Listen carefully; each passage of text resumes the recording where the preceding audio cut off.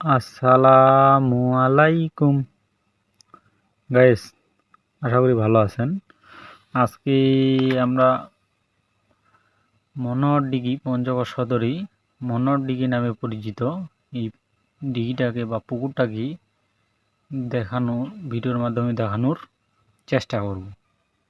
আমরা এখন মনোহর দিঘির উদ্দেশ্যে রওনা দিচ্ছি।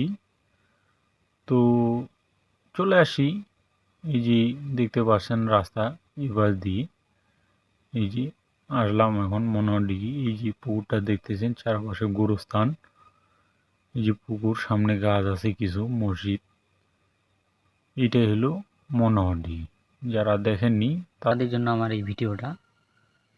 মনোহর দিঘি পঞ্চগড়ে অনেক বড় বড় আছে, তাদের মধ্যে 3 নাম্বার অবস্থানে আছে এই।